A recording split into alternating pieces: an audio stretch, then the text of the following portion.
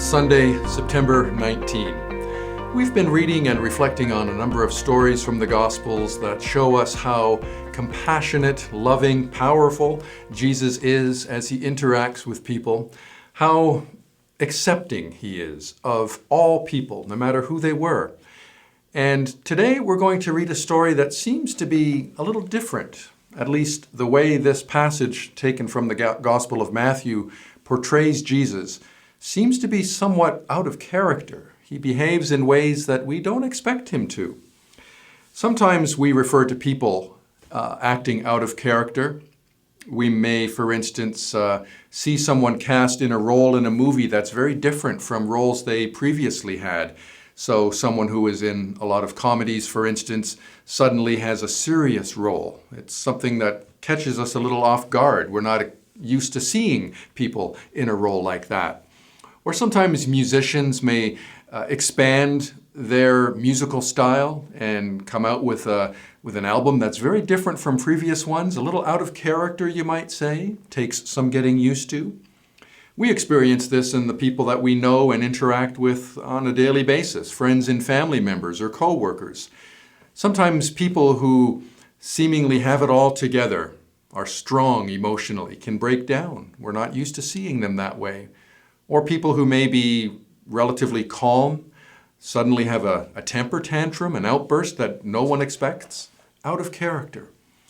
We ourselves sometimes behave in ways that are surprising to others. But how true is this of Jesus? Could it be said that Jesus sometimes, at least in the way that we see him portrayed in some gospel stories, behaves in ways that are surprising, shocking, unexpected? Let's read this passage together from Matthew's Gospel, chapter 15, verses 21 through 28. Leaving that place, Jesus withdrew to the region of Tyre and Sidon. A Canaanite woman from that vicinity came to him, crying out, "Lord, Son of David, have mercy on me. My daughter is demon-possessed and suffering terribly." Jesus did not answer a word. So his disciples came to him and urged him, "Send her away, for she keeps crying out after us." He answered, "I was sent only to the lost sheep of Israel." The woman came and knelt before him. "Lord, help me," she said. He replied, "It is not right to take the children's bread and toss it to the dogs." "Yes, it is, Lord," she said. "Even the dogs eat the crumbs that fall from their master's table." Then Jesus said to her, "Woman, you have great faith. Your request is granted." And her daughter was healed at that moment. I'm sure you'll agree with me when I say that Jesus seems to be acting out of character here. Think back to those great words, perhaps one of the more famous, familiar words that Jesus speaks that are recorded in the gospel earlier in Matthew's gospel in chapter 11, this great invitation, "Come to me, all who are weary and burdened, and I will give you rest." We love those words. Well, here's a woman who is weary and burdened, incredibly burdened, and she does go to Jesus. It seems as if she won't leave Jesus alone, in fact. She goes to Jesus as a weary, burdened person, and Jesus doesn't seem to be the least bit interested in her. First, he completely ignores her despite her loud crying. Doesn't say a word, doesn't even acknowledge her, giving her the silent treatment, as we might call it. If you've ever experienced that, you know it's unbearable. You can't stand it. Think about how this woman must have not only felt the burden of her personal situation, her demon-possessed daughter, but then on top of that, to go to Jesus, one that she acknowledges as the Son of David and Lord, who has the power to heal her daughter, to have him give her the silent treatment. That must have made her situation all the more unbearable. And then when Jesus finally does speak, it's harsh enough to be giving this woman the silent treatment, to completely ignore her. But then when he does speak, he says things that are seemingly so cold, harsh, insensitive. I was sent only to the lost sheep of Israel, he tells her. It's his way of saying to this woman, you don't belong. You're not one of the chosen ones. You're not part of the group of people who matter to me, the important ones, the privileged ones, the chosen ones. Jesus doesn't seem to be any different from his disciples in this story. They're irritated by the fact that this woman keeps clamoring and crying out. She's a distraction. It's embarrassing. She's hysterical. Lord, just send her away. Get rid of this problem person. And Jesus seems to be acting along the same lines as his disciples, as he seemingly doesn't care at all for her and the problem that she's facing. What are we to make of all of this? It's interesting that some people go so far as to suggest that at this point in the public ministry of Jesus, he didn't completely understand the full scope or nature of his ministry. He was still learning, still growing into the mission that God the Father had in mind when he was sent into the world. Some would even suggest that there was something deficient and wrong about the way Jesus understood his own purpose in the world at this point. He was still growing in it. He was still working it out. He thought his work of teaching and healing was limited to Israel, to the lost sheep, as he refers to the people of Israel, when in fact it was supposed to include the whole world. Jesus didn't understand that yet, some suggest. And so this Gentile woman, among others perhaps, this dog, this outsider who mattered to nobody, had to help Jesus clarify his own understanding of what the mission he was engaged in the world was really all about. Some even say that this woman needed to correct Jesus in the deficiencies that he had as that relates to his own work in the world. She broadened his understanding. One person who reflects on this passage puts it this way: the woman's role as a disciple is not so much to submit to the authority of Jesus, but to confront him when his ministry becomes oppressive. Her role is to help him redefine the scope of his ministry. That's a very surprising take on this passage. I'll never forget the sermon I heard more than 20 years ago based on this passage. The preacher took on the same approach as the writer I just quoted, and one line in her sermon summarized her entire message. I'll never forget it. In fact, I can quote it still today. Jesus, she said, needed to be cleansed of his prejudices. Cleansed of his prejudices. I couldn't believe that someone would actually say that about Jesus. I mean, we certainly know prejudice. We're hearing more and more about that, it seems, all the time. Racial insensitivity, intolerance, the barrier that exists in so many contexts between the privileged and the people that just don't seem to matter. But Jesus? Did Jesus need to be cleansed of prejudices? Is this somehow the filter through which he saw people in the world? I mean, it seems that way. It seems like Jesus is prejudiced here, showing racial insensitivity to someone whom he believes doesn't belong, an outsider. But was Jesus ever a racist? Someone who is ethnically, racially insensitive, who needed to grow in his understanding that all people matter to God?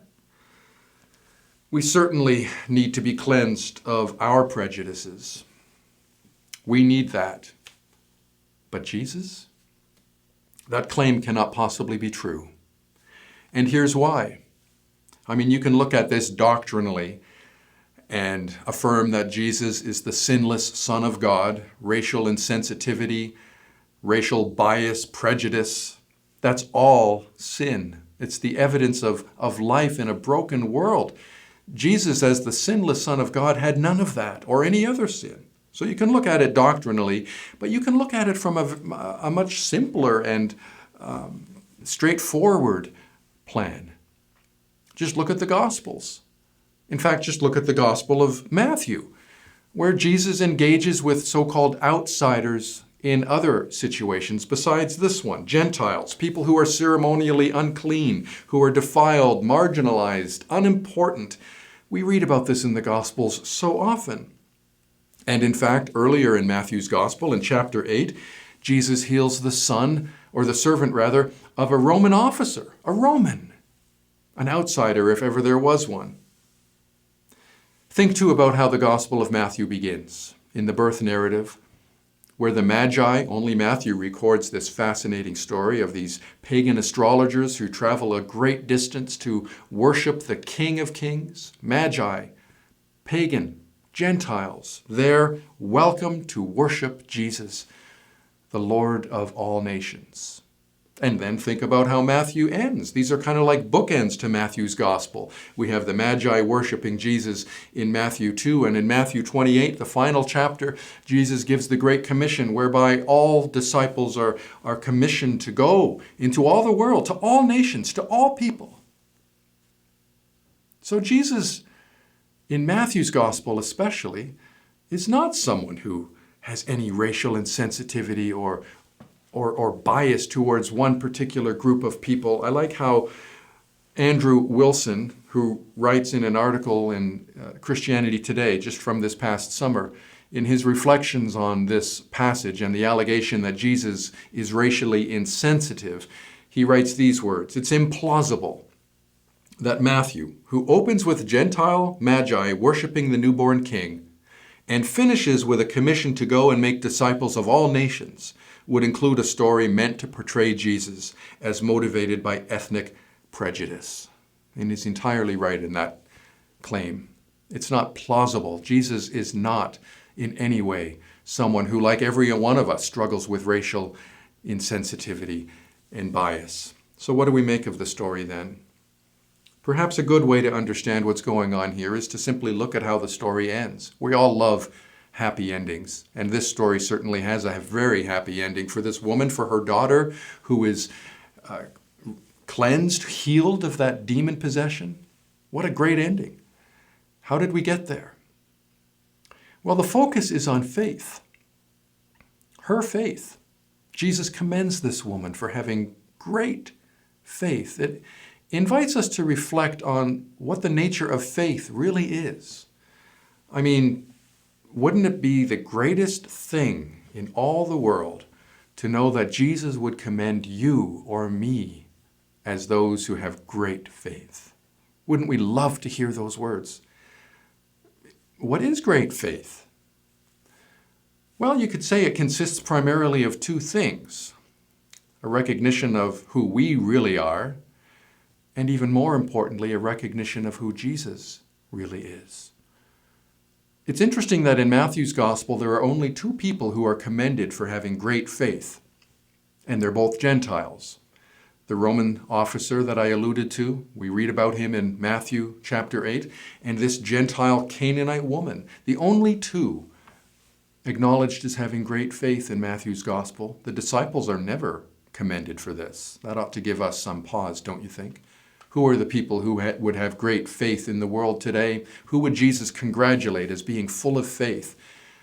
Probably the ones we might not expect. The outsiders. The ones who know themselves as they really are, and who know him, the Lord, the Son of David, as she acknowledges Jesus, as he really is. Faith is always found in places where you least expect it. And even when we exhibit great faith, it's not so much because we have accomplished it, we have incredible trust or perseverance. Those are all important. But faith is ultimately a gift. It's the work of God created by the Holy Spirit in our hearts. The work of God that enables us to see who we are and also who Jesus is. The incredible thing about this story is that this woman accepts the analysis of Jesus when he acknowledges that she is one of the outsiders, one who is not invited to enjoy the feast at the table. What does she do? She doesn't argue with Jesus. She doesn't walk away angry, disappointed. No. She admits the truth of that. Yes, Lord, she says. In fact, I love the graphic imagery. You can almost picture this in your minds as you hear or read this story. The woman who had been crying out after Jesus, presumably from a distance, following him from behind, at one point gets right up in front of Jesus, kneels at his feet, stopping him in his tracks. And all she says after hearing Jesus speak what seem to be rather harsh words are the words, "Yes, Lord." Just 2 words in the original Greek. "Yes, Lord." Her way of saying, "You're absolutely right, Jesus. I have no claim on you. I am an outsider. I'm not one who's entitled to anything. I acknowledge nothing but my own brokenness, but I also acknowledge you as Lord. You can walk past me if you want to. You have every right to completely ignore me, but will you, Lord? Will you?" I love the way Martin Luther puts it in one of his sermons on this passage. He imagines that this woman carries with her a sack full of promises, full of all the promises of God that we read about in the Bible. And she puts that sack of promises at the feet of Jesus, almost daring him to step over that sack. In other words, to deny all of the promises, to deny that he is the Lord sent to save and to heal and bless. Jesus will not go against his own mission, his own promise, his own grace. And so this ultimately is what this story means for you and me. Great faith acknowledges that we are people who have no claim on God apart from the claim of the gospel itself, the claim of God's grace to make righteous those who are unrighteous, to heal all who need that healing in whatever way they need it. There is a place at the table for you and for me and for all people, a place for those who simply acknowledge our need for God. God will never, never drive away, as Jesus himself puts it in the Gospels. All who come to him, he will never drive away. Because if we come to him in faith, acknowledging him as Lord, as healer, as the Son of God who welcomes all, he will. What this story really is a snapshot of the history of redemption. How God begins with the Gentile, the people of Israel, his chosen ones, whose mission was to be a light to all the nations, the ones who God would use to bring all people into his kingdom. That was the purpose of Old Testament Israel. And we see that even in the ministry of Paul, who in all of his journeys and preaching went first to the synagogues, preaching the gospel to Jews, arguing from their own scriptures that Jesus is the promised Messiah, and then expanding that to include people from all nations. It's really the history of redemption in a nutshell. And when you think about it, you and I are those nations, those dogs who have no right, but who are invited to feast at the table of God nonetheless, because Jesus is sent also to us. Great faith acknowledges that Jesus is who he is, and we are who we are. I hope you know that you belong, that in spite of how you may feel left out, marginalized, you may be someone others view as unimportant. I think of students early in this school year, sometimes how they struggle to find their place, how sometimes they especially are individuals who feel left out, who struggle to find their place in the world. The Lord Jesus will never, ever discredit you. You need only to kneel at his feet, acknowledge him as Lord, and accept the gift of his life and healing presence. I hope this message has encouraged you. I know that we are all struggling and suffering in many ways. Bring it to the Lord. Bring all of it, and also that sack of promises that Martin Luther speaks of. Put it at his feet. You will find welcome, rest, healing, and grace. Thanks so much for watching. Be well.